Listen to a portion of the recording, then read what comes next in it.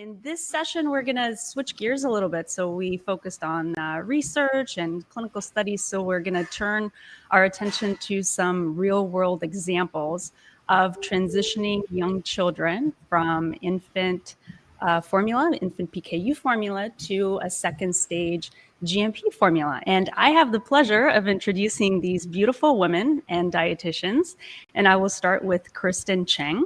Kristen Cheng is a metabolic dietitian at CHOC Children's Hospital. She received her Bachelor of Science in Nutritional Sciences and Dietetics from UC Berkeley and completed her dietetic internship at UCSF Medical Center, followed by her pediatric residency at CHOC. She is currently working towards her master's degree in food and science at Chapman University and is conducting human milk research for VLCAT deficiency as part of her thesis research. That's very interesting. Maybe a great topic for a future talk. And next is Andrea Curran. Andrea has been a registered dietitian with Kaiser Permanente for 21 years and has been practicing in the metabolic program at Kaiser Oakland since 2007. Andrea is also a certified specialist in pediatric nutrition since 2015. She's a member of GMDI, participating in the conference planning and membership committees. She provides case management and MNT to those with PKU and other amino acid disorders, fatty acid oxidation disorders, and glycogen storage disease. She works closely with her patients to provide current approaches to nutritional management for IEM, as well as teaching classes and coordinating education programs for her patients. She is very busy. And then finally, Kat Manalo.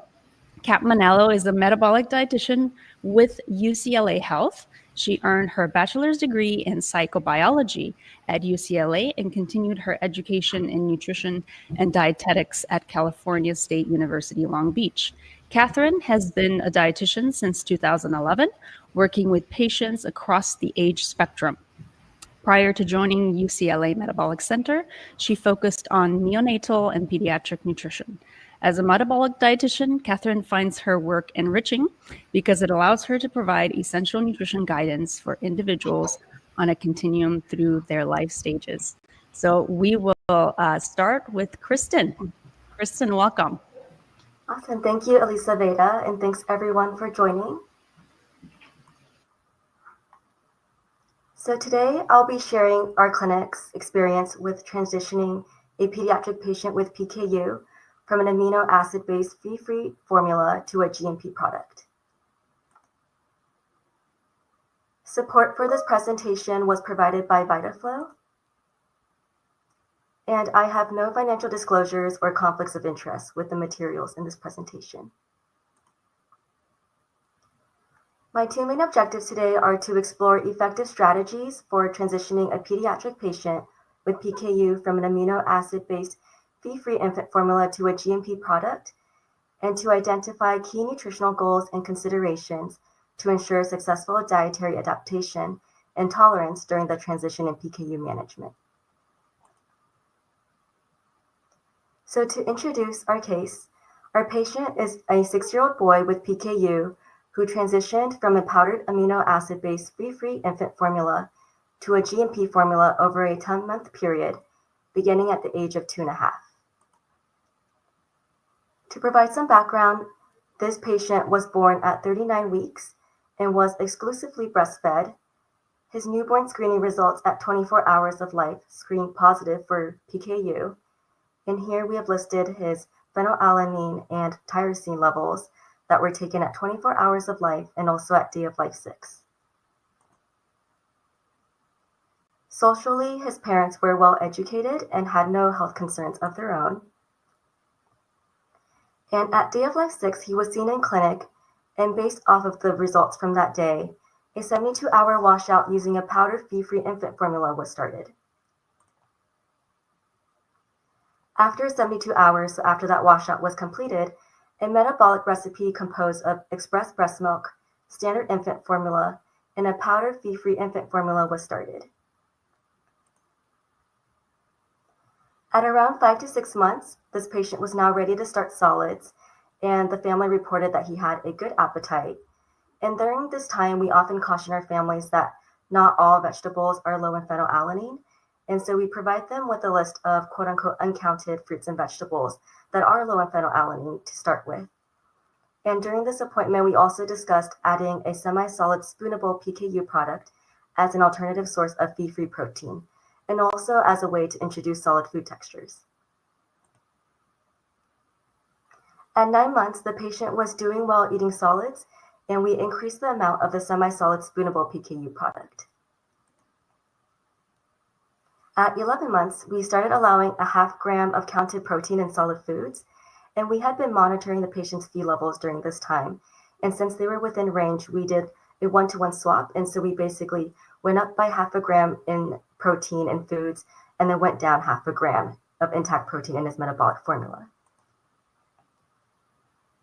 At 12 months, we increased that to 1.5 grams of counted protein in foods. And then at 18 months, he was at 3 grams of counted protein in foods. And again, this was done by decreasing the intact protein in his metabolic formula. At 23 months, we increased to 3.5 grams of counted protein in solid foods. And by 2 years and 2 months, he was up to 4 grams of counted protein in solid foods. And at this time, all of the intact protein in his metabolic formula was now removed.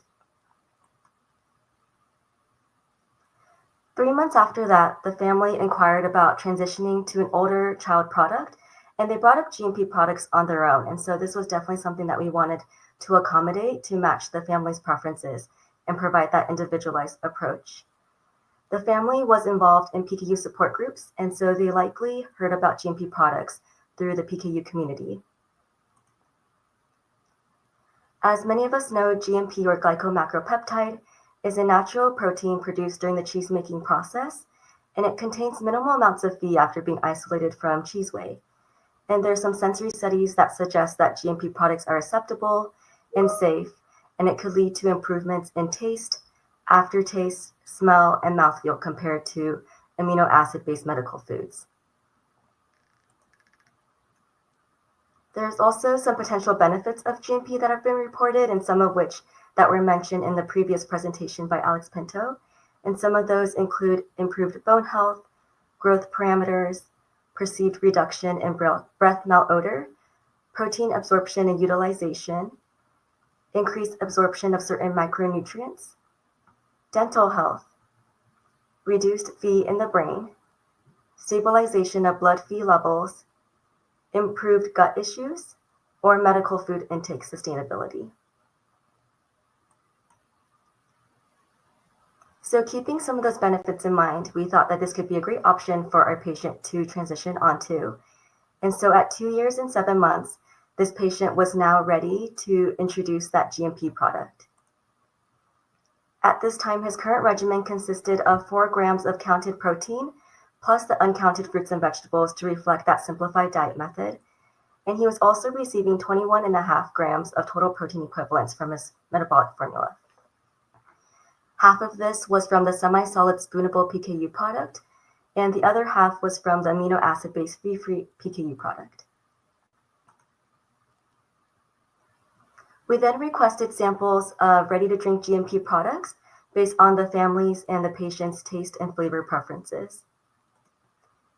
And going into this transition, we had 3 main goals. The first one was to maintain around the same amount of total protein equivalents from all of the metabolic formulas.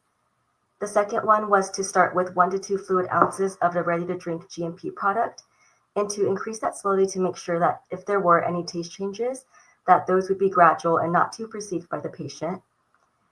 And the third was to discontinue the semi-solid spoonable PKU product, which is a shared goal between us and the family.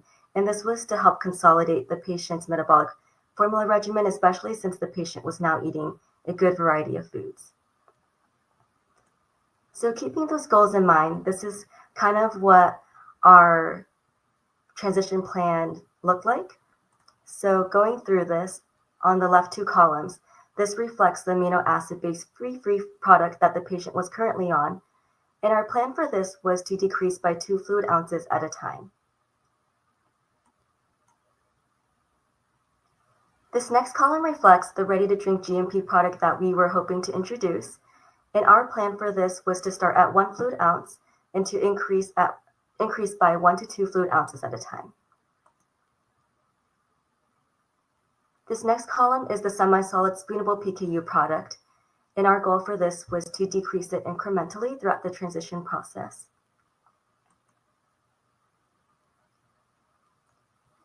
We also monitored the calories, the total calories from the amino acid-based fee-free product, the GMP product, and a semi-solid spoonable PKU product in total. And as you can see, the total amount of calories decreased incrementally throughout the transition process. And this is because the amino acid-based fee-free product was more calorically dense than the GMP product. So overall, you can see that the calories decreased by about 150 calories. So something that we want to keep an eye out on and to continue monitoring the patient's growth and weight trends. And lastly, we wanted to keep track of the total protein as well. And our main goal for this was to maintain around the same amount, so around that 20 grams of protein equivalents. So while this was kind of our plans behind the scenes, this is the plan that was given to the family, and this is what it looked like. And this was the type of family that would appreciate a sort of plan that was all laid out for them. And so we estimated that each transition process would take about 1 week. And so the entire process would take about 10 weeks to complete. And something interesting to note is that the total amount of fluid was around the same from the beginning to the end. But if it were less, something that we might educate the family on is just to encourage adding additional fluids with foods to meet the daily fluid needs and to monitor like urine output or color.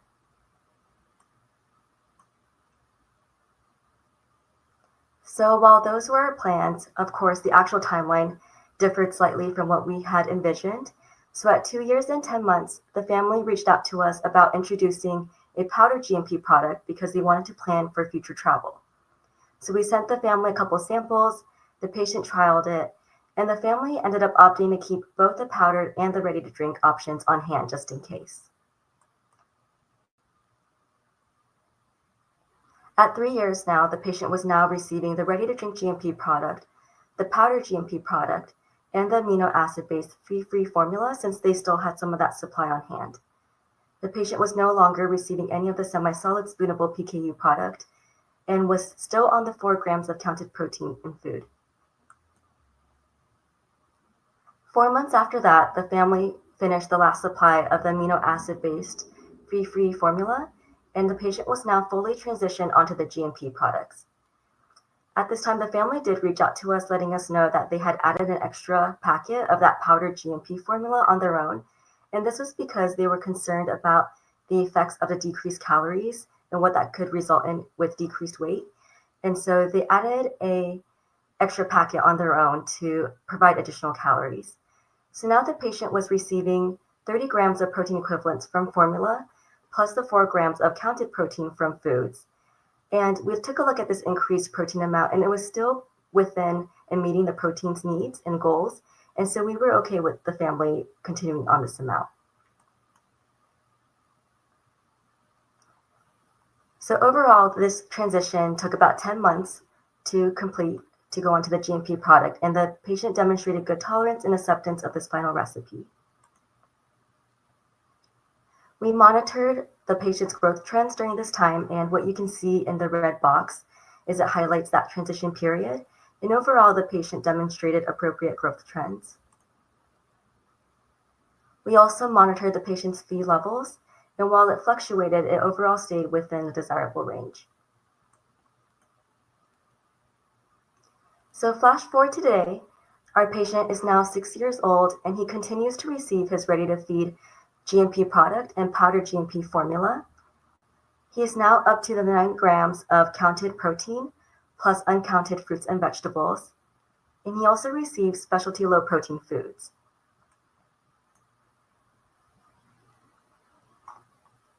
Overall, he's tolerating his nutrition regimen, is demonstrating appropriate growth parameters, and is maintaining his Phe levels within a desirable range. So what are some of the challenges and considerations that we learned during this experience?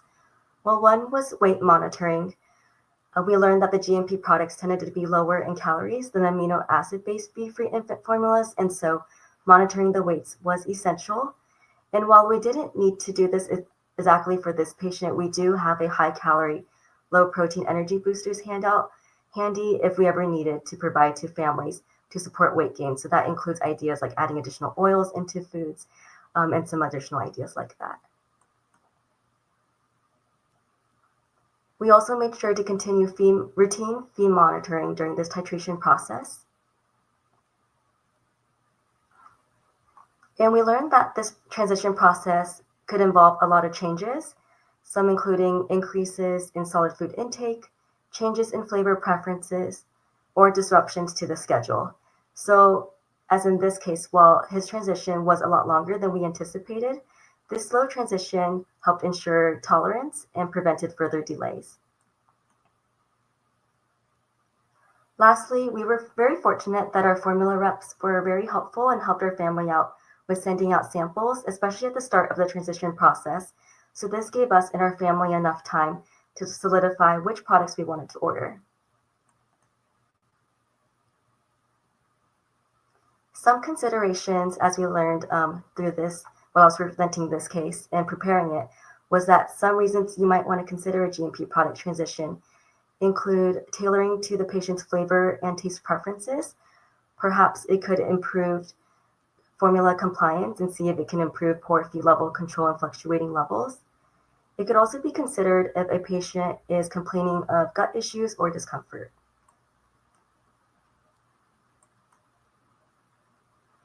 So in summary, the use of GMP products may be considered as part of PKU management in pediatric patients. As we learned from this case, a slow transition from an amino acid-based infant PKU formula to GMP product was well tolerated in a pediatric patient with PKU.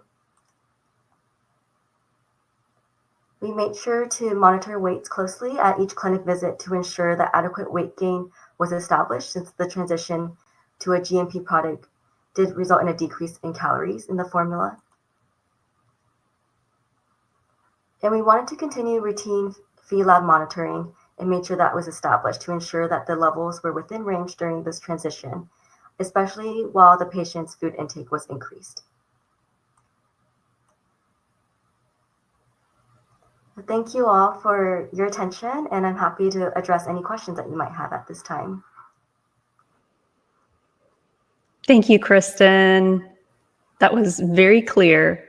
There is a question, hopefully you can see it over there on the right-hand side. Were you concerned about the family adding the extra medical food? Did it affect the amount they were supposed to receive based on your prescription? Did they run out early? Yeah, that's a great question. I think at that time we were grateful that the family did reach out to us and let us know that that was something they did and were wanting to do. And so we took a look at their regimen, and it was still kind of meeting within their protein goals, especially since the patient was gaining weight. And so with that updated weight, it was within their protein needs. So we weren't too concerned at that time. And it was also something that the patient could grow into. Did it affect the amount they were supposed to receive? So we did have some buffer from the sample, so that was a good thing to have. And we are very lucky that we work closely with our formula reps. And so if we did run out, or we thought that we would run out, that we could reach out to them for like a little buffer and a bridge sample. But I think they were okay with their supplies. And we were able to, especially since we were ordering two different types of GMP products too, the ready to drink and the powdered. So we did not run out early, but it is great that we have that relationship with our reps to request samples when needed. Okay, very good. Were you also monitoring micronutrient intakes, as some GMP products are incomplete?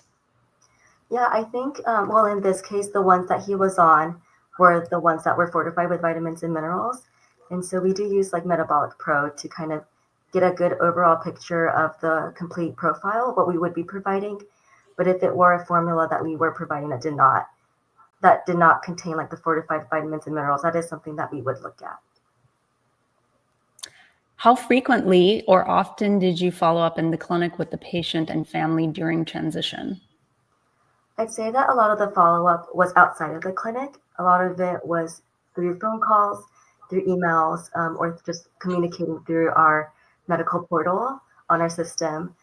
This family, I think our clinic visits were still around like the 6 months, every 6 months monitoring, but there was a lot of follow-up in between just over phone calls and clinic and over the emails too. Okay, I think that's all. As we get ready here for our next presenter, who is Andrea, Kristen, I just wanted to comment on the fact that I really appreciate you bringing out the fluid piece that you were monitoring for this, because in light of the previous discussions that we were talking about, stool and motility, I bet that's something that might sometimes be the culprit if the fluid wasn't adjusted when you're transitioning from a higher volume to a lower volume formula. Although I am certain that all of the dietitians out there are making the recommendation to increase the fluid, but you want to follow up with your families to make sure that they're implementing that. So thank you for bringing that out. Okay.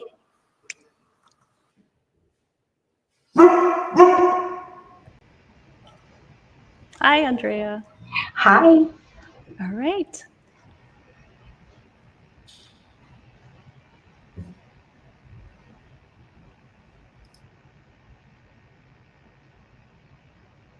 Hello, everyone.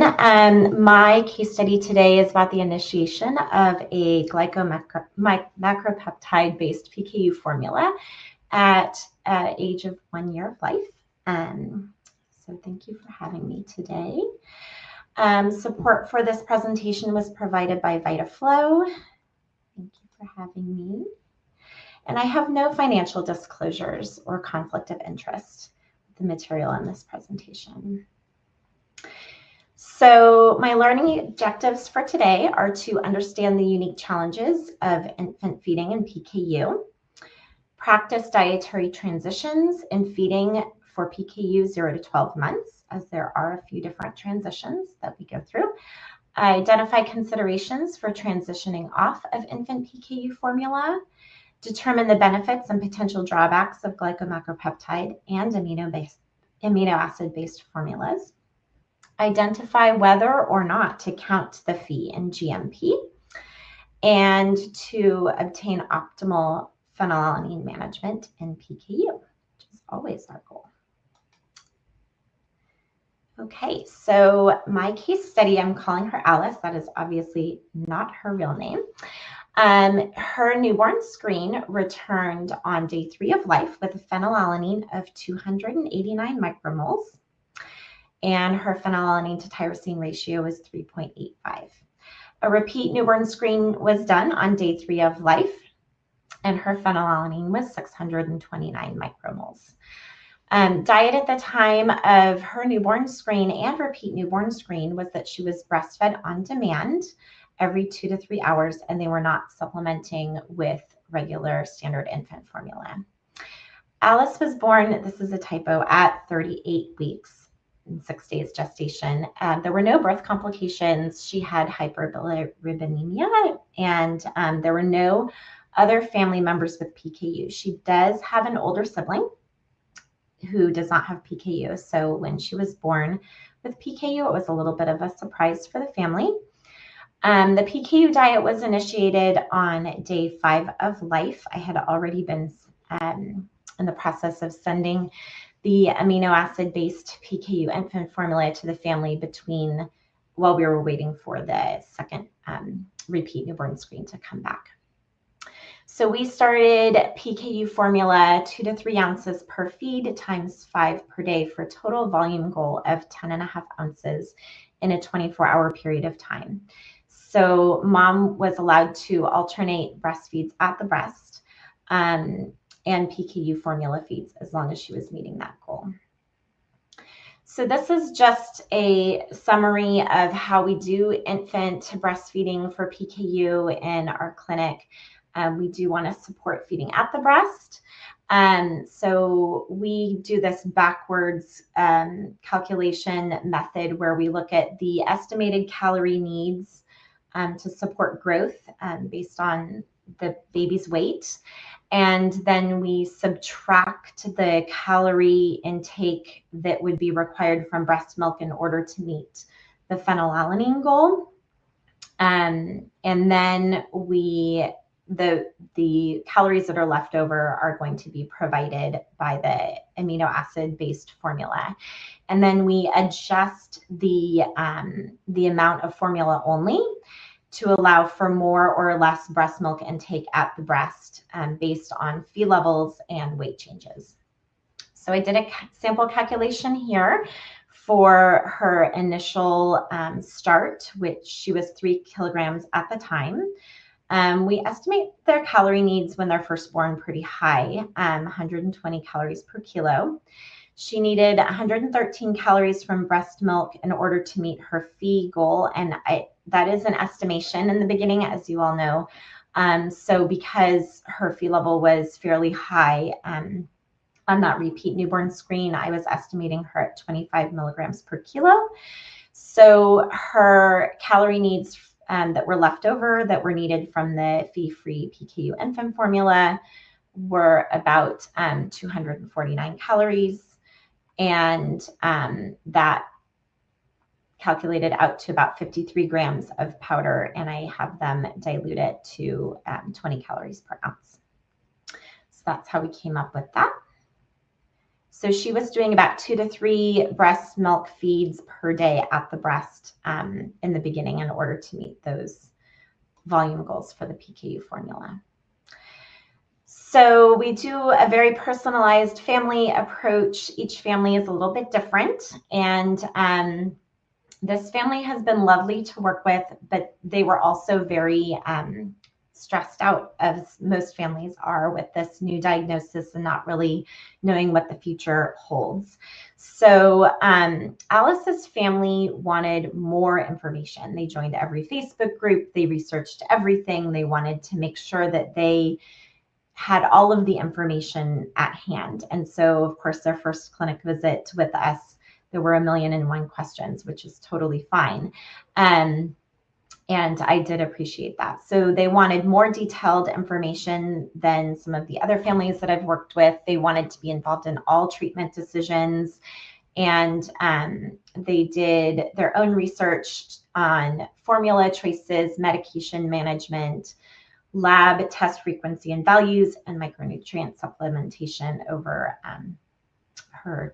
she's 2 years old. So over these last 2 years, that's been kind of what they look into and they ask all the time. So her Phe levels, the first 12 months, as you'll notice, they are all below 300 micromoles. And these points in here were averages of her month because they were doing weekly Phe levels the entire time. So this drop right here was because her Phe intake dropped. They also provided me with weekly diet records, which is not necessarily typical, but it was much appreciated and made my job a lot easier. So for her first 12 months of life, Alice was breastfed on demand, alternating with PKU formula for the entire first year. We provided education at 5 months of age on the simplified PKU diet, which she started implementing around 6 months of age.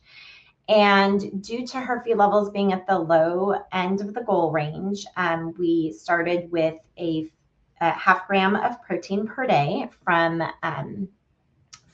food. And the parents opted to use baby-led weaning as their method of feeding. They made their own food. They counted protein using the How Much Phe program and provided their diet records straight from How Much Phe, which is really wonderful because it makes my job easier. These were a great family to work with. As Phe levels trended upward, we increased her PKU formula in the form of spoonable PKU formula rather than the liquid PKU formula, and added low protein specialty foods to reduce her Phe intake naturally from breast milk. So as we added those things, she naturally started cutting back a little on her breast milk intake. She was doing about 4.5 grams of the spoonable PKU formula before her solid meals.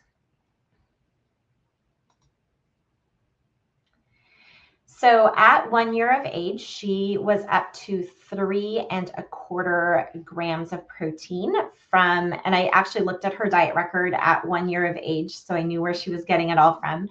Avocado, corn, and broccoli. Weaning had started naturally. Mom was reporting she wasn't breastfeeding quite as often, and she was starting to naturally wean. She was getting free foods, olives, applesauce, and blueberries, and low protein specialty foods from the hot cereal or infant cereal, low protein pasta, which they added basil and olive oil to. And she was using some store-bought lower protein options such as coconut milk yogurt. And her PKU amino acid based formulas were providing, her infant formula was providing about 8.1 grams of protein equivalent, and her spoonable PKU formula at that time was providing almost 2 grams protein equivalent. So her total protein intake from food and formula was about 14.4 grams per day, which is about 1.5 grams per kilogram per day.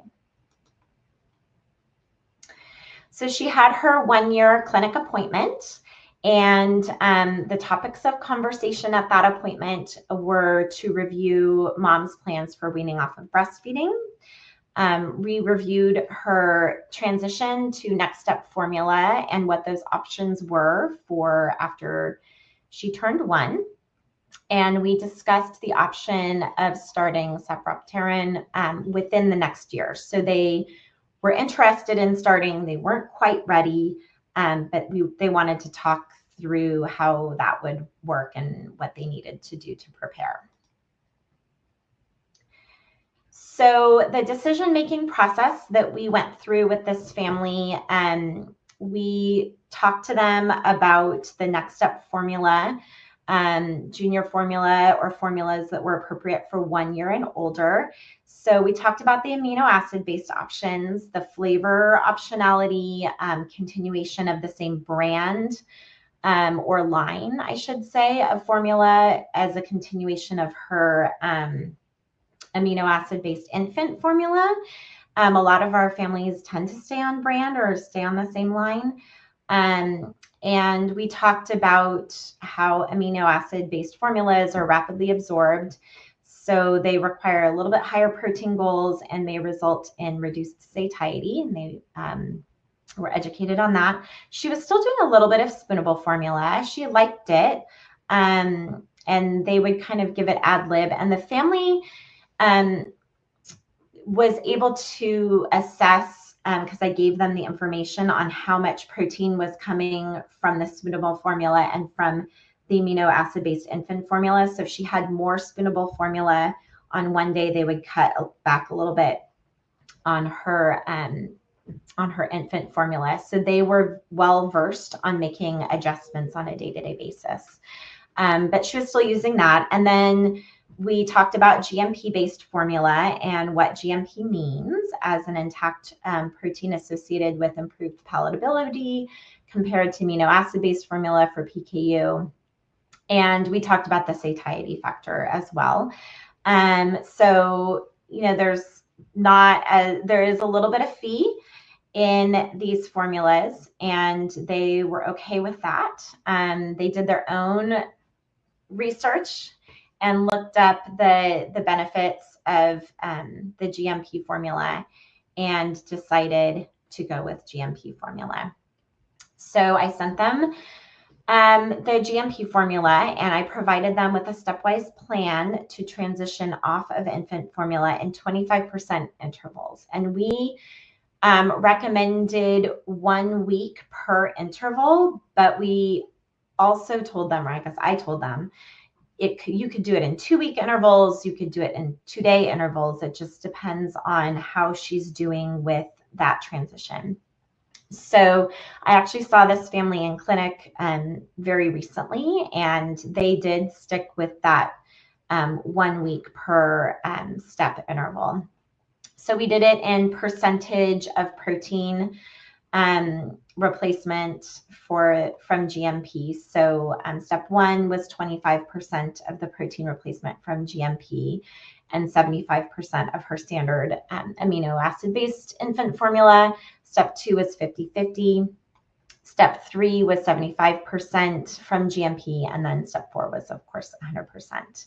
She transitioned without any problems. The family was very happy with that transition, and her final recipe, I was trying to make it easy for them to just use a scoop and not have to worry about about weighing and measuring so much. They are very detail oriented, and I try and make things a little bit more simplified so that they can relax on certain details of her diet. So this was one of them. So they just did 1 scoop of formula, which provided 10 grams of protein equivalent. And so they did 2 3-ounce servings a day. She was still on some Smootable formula at that time. So there were changes in nutrients between the amino acid based formula and the GMP formula.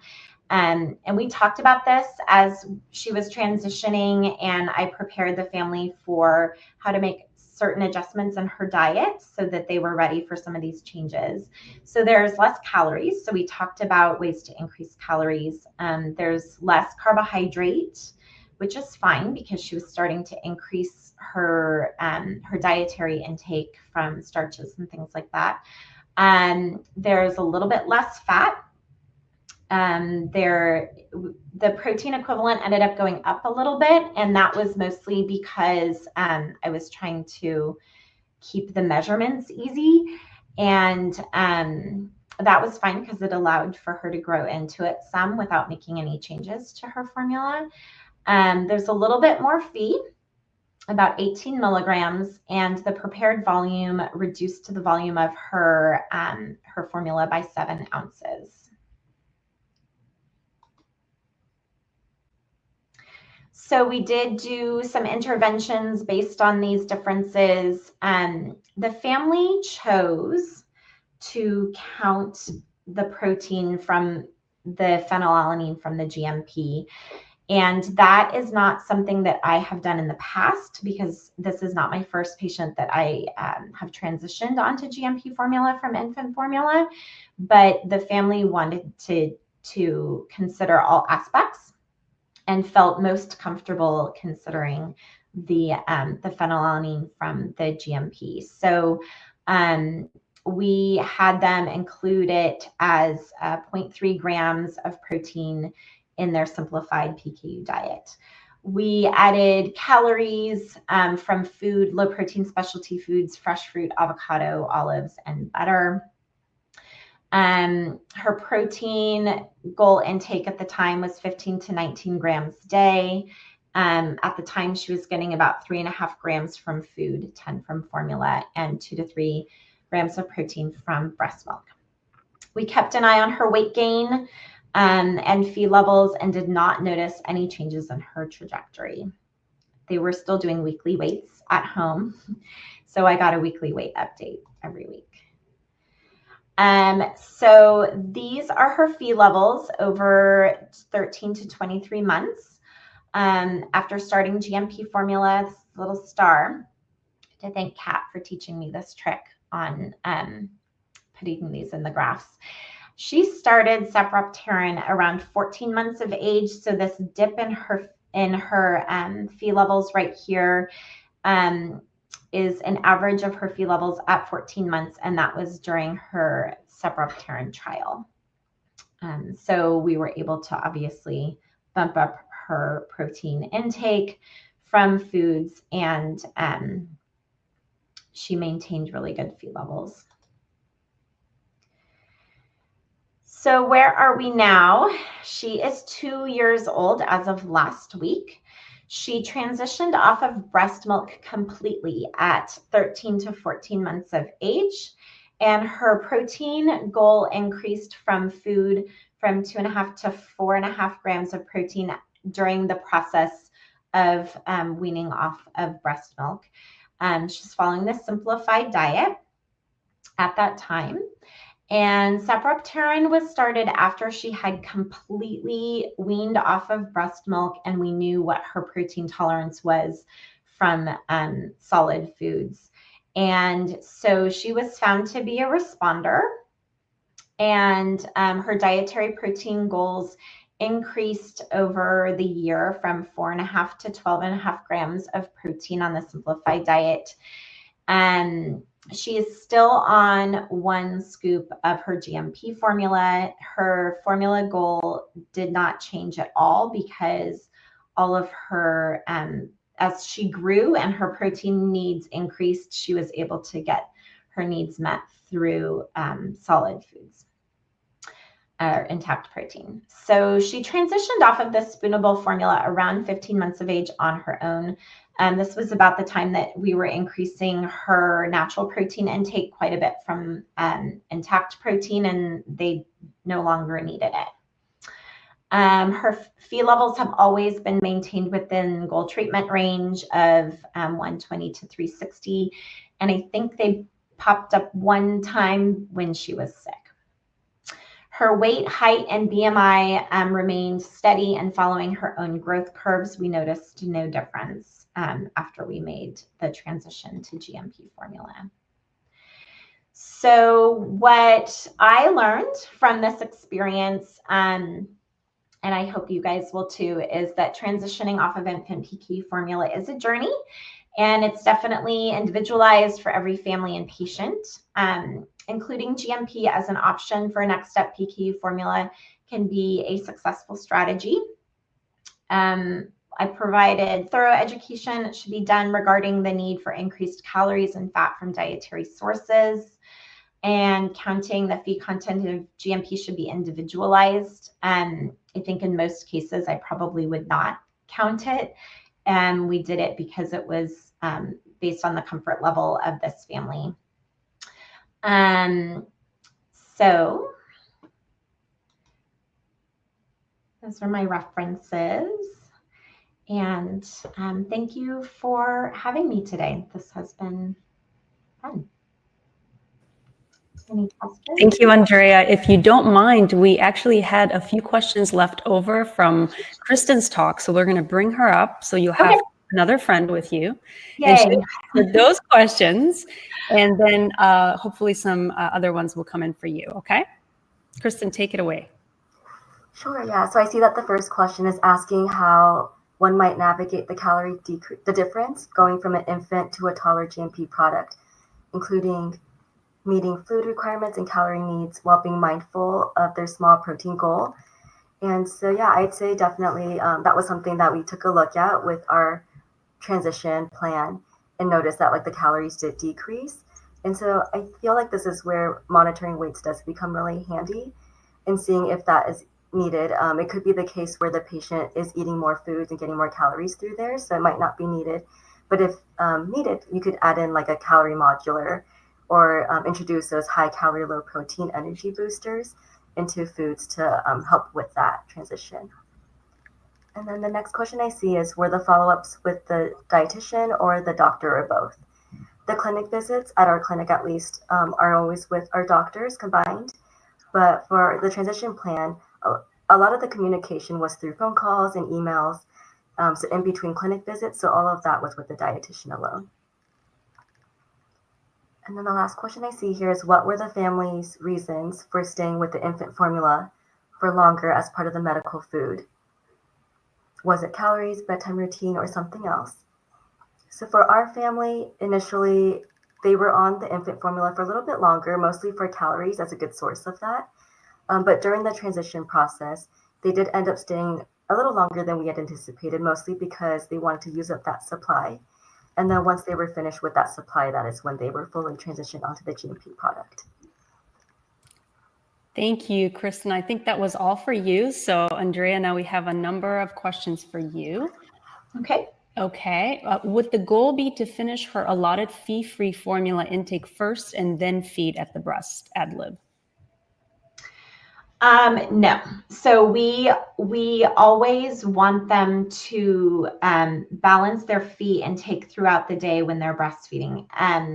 So we had her do, I think she was allowed 2 or 3 breastfeeds a day based on the amount she was taking from her PKU formula. So she would do like 1 in the morning, 1 in the middle of the day, 1 in the middle of the night. Because if she did all of the PKU formula first and then breastfed, then it would be, her Phe level wouldn't be maintained as well throughout a 24-hour period. So we do counsel them on giving the phenylalanine in between breastfeeds and alternating so that they get their phenylalanine throughout the day and not just at one lump sum. Okay. Should I read the next question? That would be great. Okay, so it looks like her Phe went up after starting the sapropterin. What do you think accounted for that, and how do you decide when to start sapropterin? Do you have a standard practice, or is it for each patient? So her average Phe level on the month that she was doing the sapropterin trial was pretty low. I think her lowest Phe level during that time was like 40 something micromoles. So you notice that dip in the Phe levels during that time. So we added protein into her diet from natural protein sources, and that's what brought her Phe level back up to where it should be. So even though her Phe level went up, it never went higher than like 275.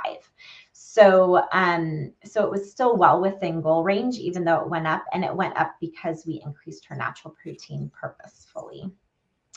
And when do we decide to start sapropterin? It is individualized for every family and every patient, and there are different reasons for starting it for different patients and different families. She obviously had very tightly controlled Phe levels, and they were monitored very regularly. And in this case, it was more about the family's desire to see if she was a responder, and also the desire to have her diet be more in line with what her peers were getting at her daycare, and to allow her to have more natural intact protein from food rather than from PKU formula sources. So there was a lot of motivation from the family to start earlier, and we were supportive of that. We did a little bit of a protein challenge and made sure that we got her Phe levels up close to the higher end of the goal range before we started the sapropterin.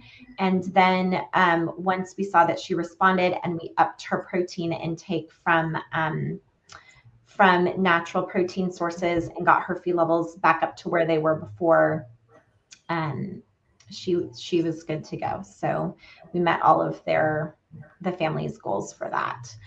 And what is the spoonable PKU formula? That is Explore, is what we used, VitaFlow. And it was an unflavored version of Explore, and we just used it in conjunction with her amino acid-based infant formula. Do you do genetic testing to see if they are responders, or do you just start this up? That depends on the patient. Our geneticists tend to do genetic testing on everyone, that all of our new babies, and that has not always been the case. I think our geneticists from 5 or 10 years ago weren't necessarily doing that. So our geneticists do genetic testing. They do look at whether or not they anticipate the patient to be a responder or not before starting sapropterin. And in this case, we had an idea that she would probably respond, but you don't know for sure till you try. So thank you. I think that's it, Andrea. Appreciate it. Okay, next up is Kat. Hello. Thank you so much for having me. Let me get to my slides here. All right. So my name is Catherine Manalo. I'm a metabolic dietitian with UCLA. I wanted to share one of our cases with you. This case study I'm titling The GMP Option.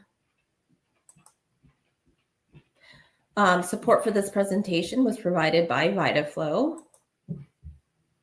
I have no financial disclosures or conflict of interest with the material in this presentation.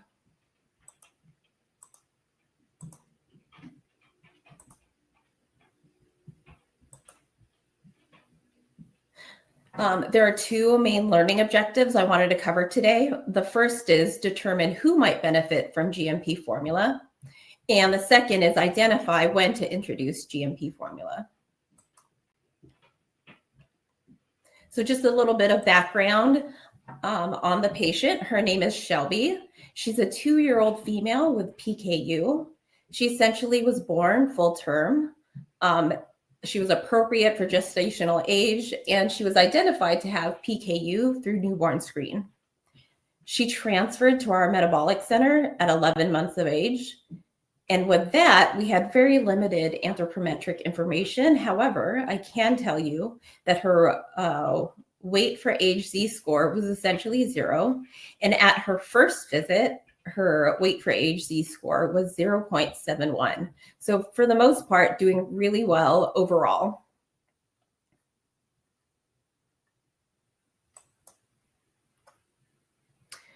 So during the course of that first visit, I was able to dive in and get some really good nutrition information.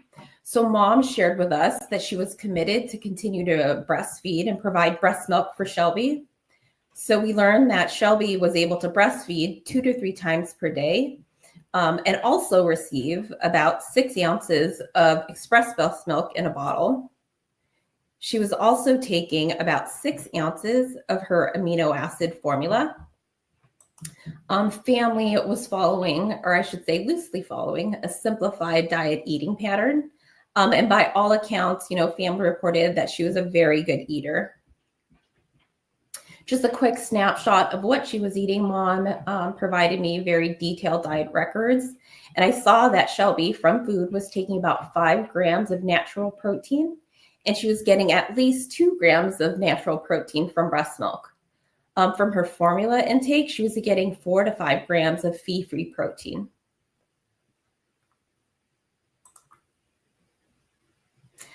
All right, so as I talked to parents and through the course of the visit, I learned that there are some big concerns that they had. Parents were looking for more guidance on the simplified diet. They felt undereducated in terms of what a simplified diet was, how that really worked. They felt like a lot of the information that they got and were using was essentially based from different internet support groups and Facebook groups out there. I will say, despite the fact that this was their feeling, that they didn't know a whole lot, they were doing a tremendous job feeding Shelby and making sure she was taking foods that were safe for her. Parents also felt very strongly that there were just limited options on the PKU diet. And that really bothered them. So there was a lot of emotions really swirling around with how Shelby would be limited throughout her life. Shelby happens to be the second child for these parents. So, they have a really good foundation for what it might be like to feed a child transitioning from an exclusive breast milk diet to to introducing foods into that diet. So for Big Brother, there was a lot of concern, rightfully so, whether or not he would be allergic to a certain food or if foods would present a choking hazard. But for Shelby, those things were true, but they had to worry about so much more on top of that.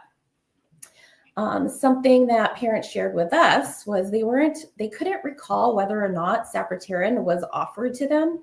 But within our clinic, we weren't too worried about it. And that was something we did want to offer to them. And they were very much on board to that trial.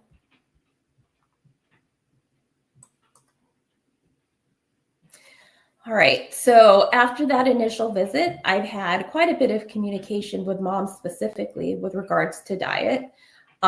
There were multiple MyChart messages, which is our electronic medical record system. They had the opportunity to send message to me directly. There were a lot of phone calls, and we even did a few dietitian-only video visits just to help make parents feel confident in their decisions. From this, from this period where I was able to share with them multiple handouts and different tools to help them feel more confident and comfortable with the simplified diet. Parents eventually were feeling much more secure in their food choices for Shelby. They were able to incorporate PKU-friendly recipes. Primarily, they leaned on a website, Cook for Love, where they found some recipes that Shelby really enjoyed.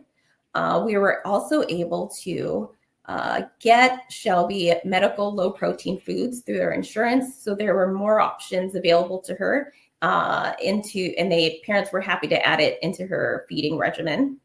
Parents were also feeling quite comfortable because they were able to go to the market, find off-the-shelf low-protein foods that they could give Shelby. And this was actually, one of the bigger highlights, because while brother was able to eat, let's say, a dinosaur-shaped chicken nugget, they were able to give Shelby, a safe vegetable chicken nugget, a vegetarian veggie nugget that everyone felt good about.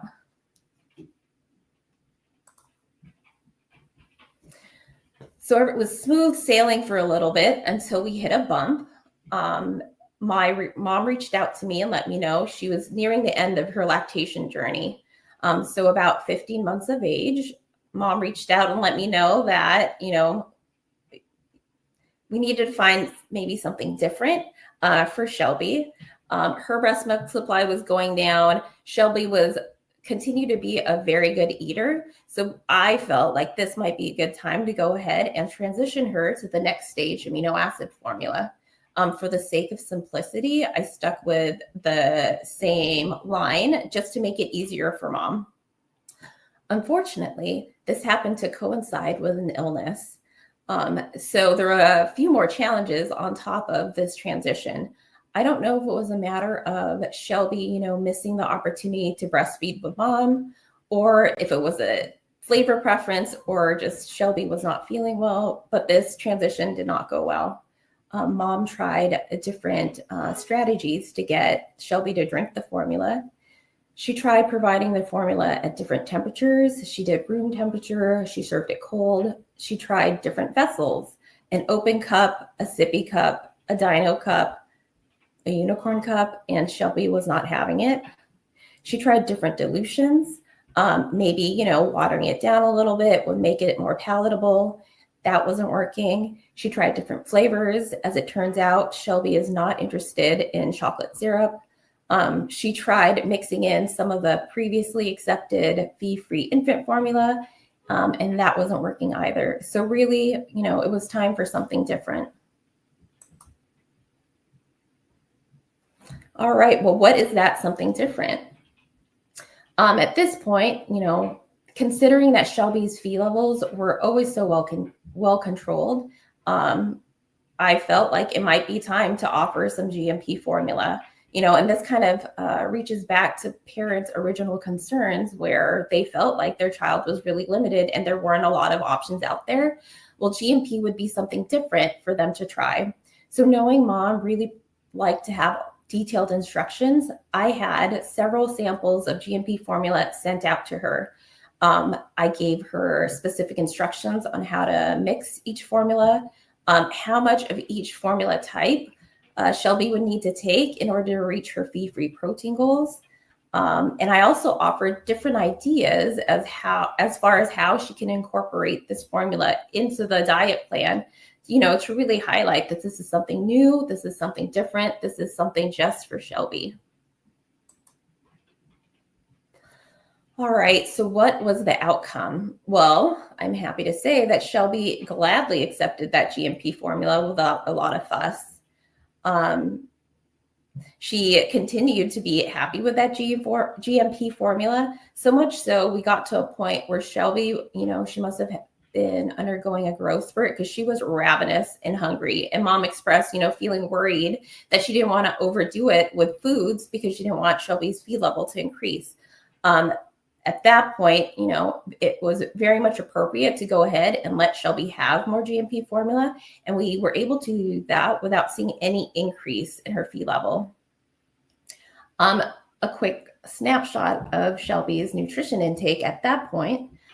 She was getting about 5 to 6 grams of natural protein. So those were counted grams.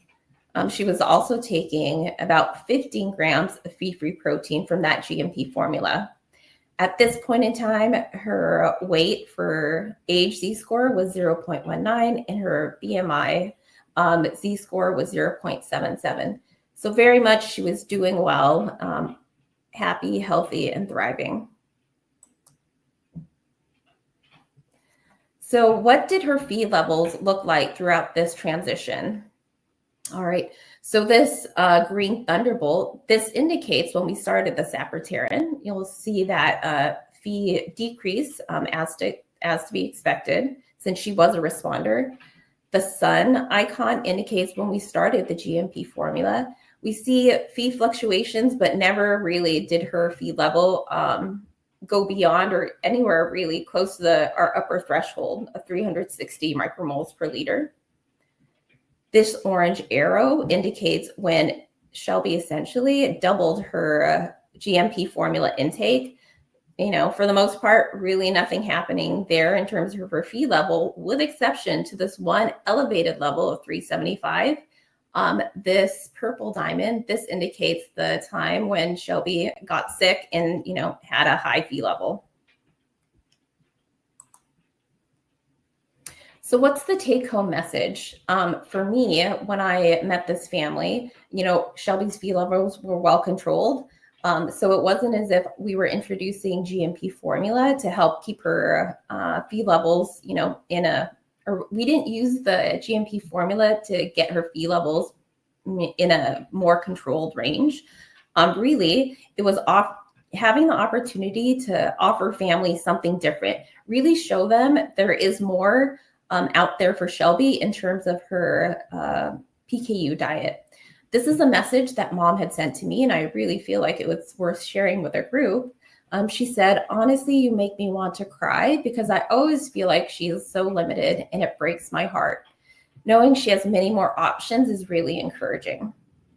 At Shelby's last visit, mom was not able to make it, but dad came and he shared some really good news that family's expecting baby number 3. And dad said to me, you know, we were kind of like recalling that it had been about a year since we first met them. Dad shared, you know, that they didn't know what the PKU status would be of their new baby. However, it didn't really matter because at this point they felt comfortable. They felt confident that regardless, you know, what happened, they would know how to feed the child if the child happened to have PKU.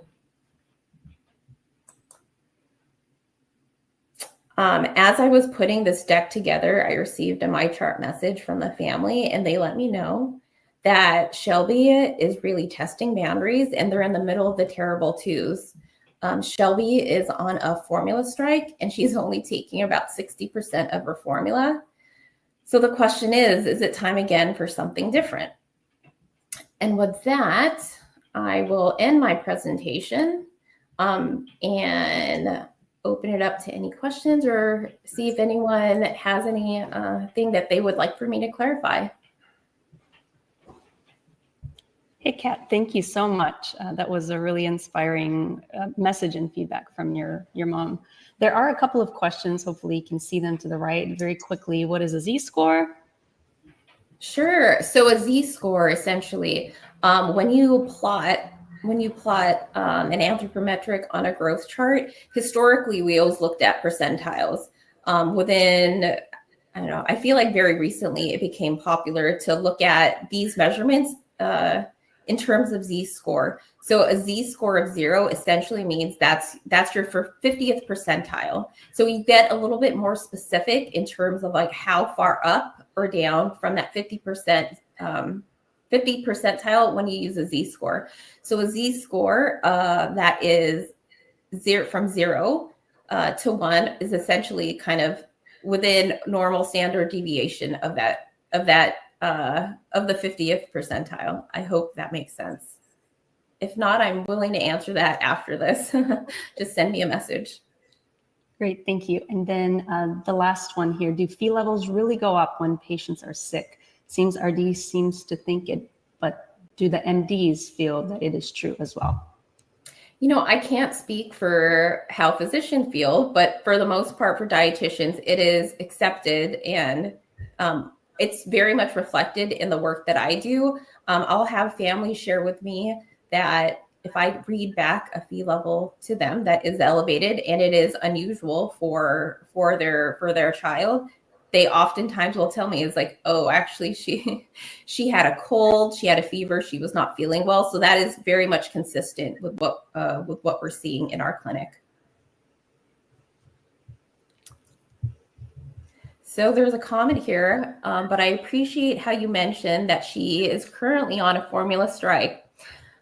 We solved one problem and more to come on. Thank you for that presentation. You are very welcome. I think what was nice with this case study, and kind of what my other team members had mentioned, we have the best plans in mind, but really truly we're working with these infants and families, and we want to do what's best for them, because this is real life, this is their reality. So we want to work alongside family, and just help them get on.